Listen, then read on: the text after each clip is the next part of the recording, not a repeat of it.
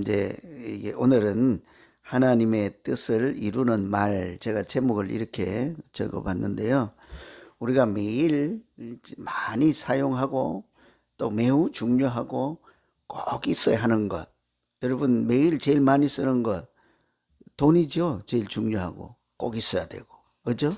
세 가지만 해도 꼭 있어야 되고 많이 쓰고 반드시 써야 되고 중요하고 돈. 그러는데 사실은 우리가 하는 말이요, 말이 하루도 말 안 하면 어떻게 살아요, 그죠? 그 말이, 또 말에는 능력이 있다고까지 하잖아요. 그 말을, 어떤 말을 하느냐에 따라 이웃에 또는 같이 사는 사람을 살리기도 하고 죽이기도 하고 희망을 주기도 하고 반대로 낙심할 수 있게도 만들죠. 그래서 말이 아주 중요해. 반가운 소식은, 이게 말을, 제가 지금 말을 잘 못하잖아요, 그죠? 어제 저녁부터 이렇게 말을 잘못하면 좀 답답하고, 물어도 그냥 대답하기도 싫고 고개도 끄덕거리기도 싫고 이게 목이 아프니까. 근데 수어라도 말을 하면 그래도 내 의사를 전달하잖아요. 그림을 그려서라도 내 말을, 생각을 전달하면 그래도 괜찮아요. 근데 아예 손도 아무것도 안 돼서 이렇게 내 의견을 전달할 수가 없어. 그럼 뭐 살았다 하겠어요? 그런데 요즘은 뇌에서 생각을 하면 말로 바꿔줘서 컴퓨터가 말을 해준대. 이 한 이틀 전에 나온 기사예요. 얼마나 그래. 그 사람은 살맛이 날 거예요, 그죠? 가만 누워 있어도 생각을 하면 그것을 뇌를 읽어가지고 또 이렇게 해서, 요즘은 AI가 발달했으니까 앞에 있는 컴퓨터가 말을 하는 거예요. 얘가 자기 생각을 했는데 제대로 말하는지도 자기는 알 거 아니에요. 그럼 만일에 틀린 말이다 그러면 말할 것이고, 그 마지막에 무엇이든지 나한테 묻고 싶으면 물어보라 이렇게 하는 거 제가 보았는데, 말이 사람의 존재라고도 할 수 있을 만큼 중요하고 능력도 있죠. 그래서 말은 내 자신에게도 영향을 미칠 뿐만 아니라 다른 사람도 그래요. 오늘 특히 위기 상황을 만날 때 무슨 말 하는지가 참 중요해요. 위기 때, 어려울 때. 불이 났다. 불 끄자 할 수도 있고, 뭐라고 할 수 있어요? 도망가자 할 수도 있는 거예요. 완전히 달라져요. 오늘은 열왕기상에, 어제 이제 다윗이 늙어서 이제 기력이 쇠할 때 아도니아라고 하는 넷째 아들이 자기가 그 왕 되겠다 하고 들고 일어난 거죠. 내가 왕 되겠다 하고 그냥 군대 사람들 몇 데리고 가서 내가 왕이다 하고 선포한 거죠. 나라가 위기를 맞이하게 된 거죠. 이때 무슨 말을 해야 될까?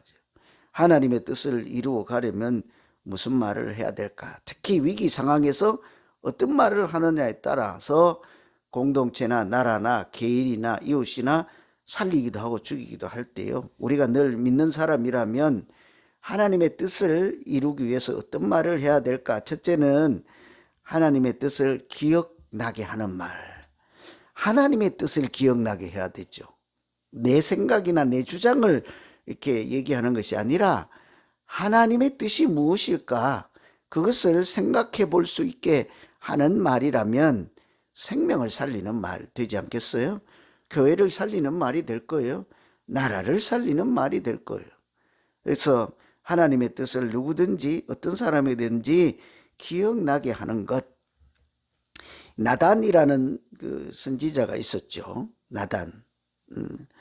이게 나단이, 이게 그 아도니아 넷째 아들이 왕이 되었다 하는 이야기를 듣고 솔로몬 어머님 밧세바에게 찾아가죠.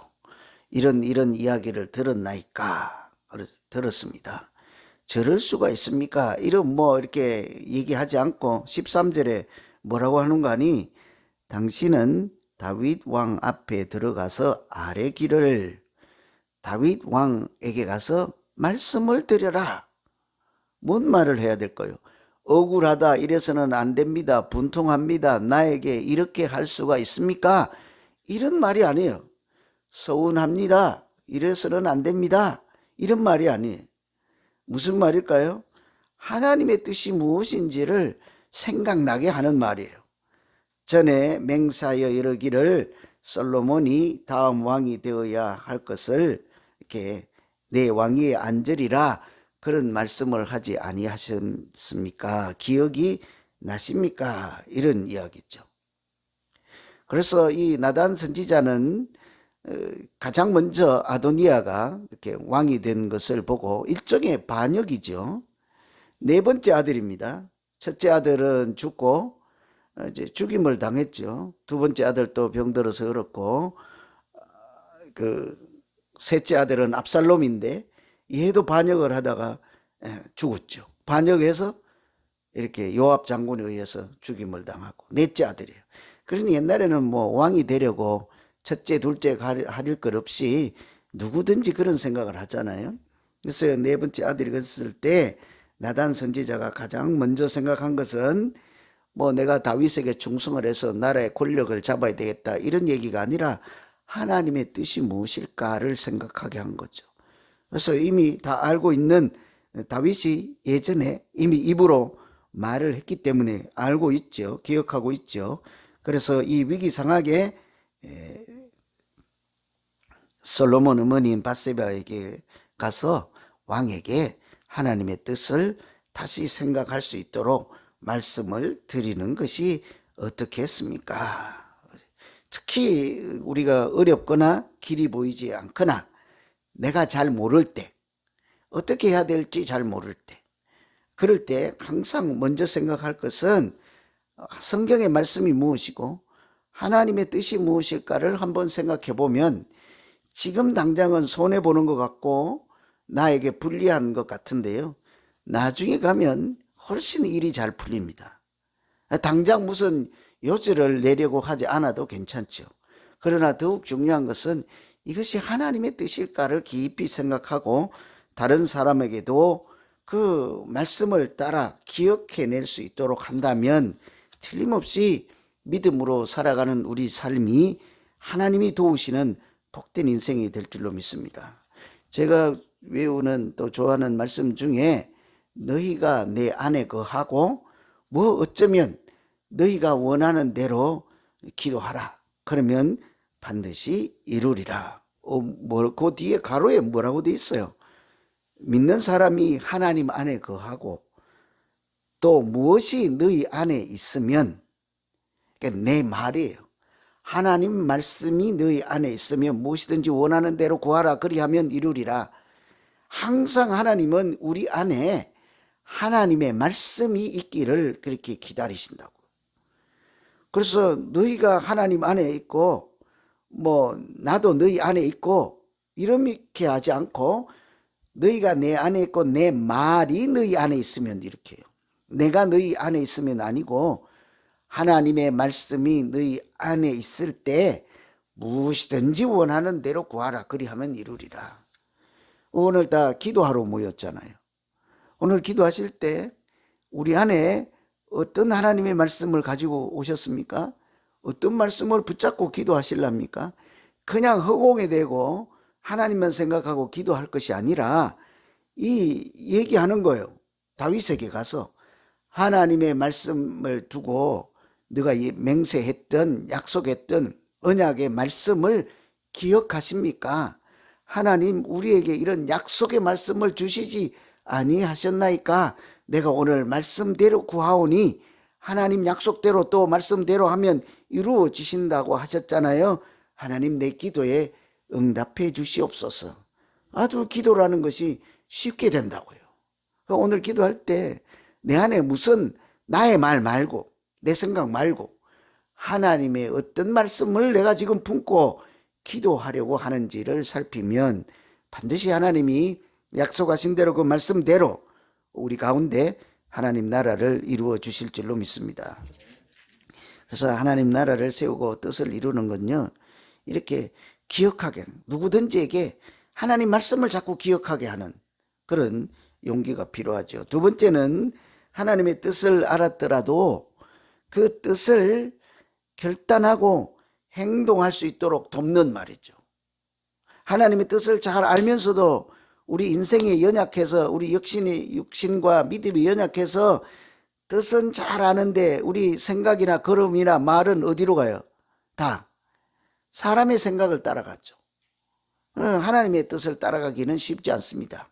우리 뭐 여기 새벽기도 하실 분 정도 되면 신앙생활을 한 3, 40년들은 다 해서 하나님의 뜻이 무엇인지를 다 알잖아요. 그런데도 우리 말이나 행동이나 이런 것은 다 어디로 가기가 쉽습니까? 하나님의 뜻을 이루는 그런 결단을 하기가 쉽지가 않는 거예요. 그래서 이 처음에는 나단 선지자가 와서 밧세바에게 가서 하나님의 말씀이 기억나게 왕을 도와드려라 이렇게 얘기했잖아요. 그리고 나서 밧세바가 이제 행동을 하잖아요.